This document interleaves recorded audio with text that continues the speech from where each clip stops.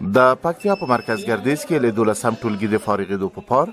د دې ولایت یو خصوصي ښوونځي د یو شمېر زده کوونکو هغه ایجادات یا د دوی په لاس جوړ شوي وسایل چې د مصنوعي ځیرکتیا پر مټې په خپلو لږو او محدودو امکاناتو تیار کړي، لکه د ځیرکو تلیفونونو په واسطه د برېښنا مدیریت، برېښنایي جریده، د خوب عینکې، د هوټل خدمتګار روباټ او ځینې نور نوښتونه نندارې ته وړاندې کړي دي. د هفتوار کلاسونو وجه دا سوله چې زه په دې وتوانېدلم چې هوم اټومیشن ته یو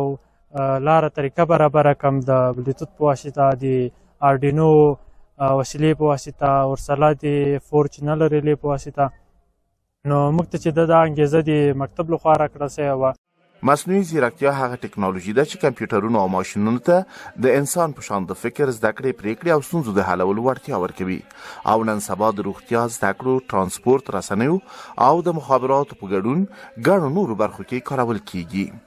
زده کوونکي وایي په ټولنیز ژوند کې د ډیرو وسایلو اړتیا ویني، خو د جوړولو لپاره لاسنیوي ته اړتیا لري. زموږ پروژه چې وه د ضخامت لحاظه ډیره لویه وه، خو که چیرې موږ ته زمینه برابره سي د دغه په مقابل کې موږ داسې یو څه لرو چې زموږ ټولنې به د هغه سره ډیره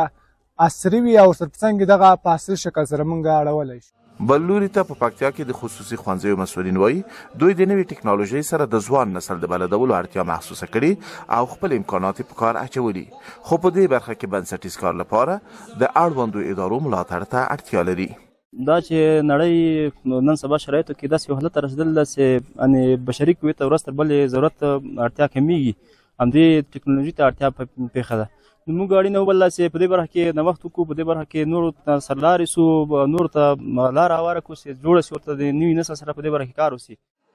د خصوصي ښوونځیو ډېری زده کوونکي هغه دي چې کورنۍ اقتصاد نسبتا ښه او ترې وبریده په خپله نږدې سیمه کې زده کړو ته لاسرسی پیدا کوي.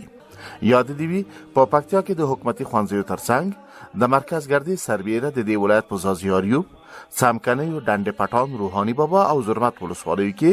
ګڼ خصوصي ښوونځي فعال دي چې د زرګونو په شمېر کې زده کوونکي پکې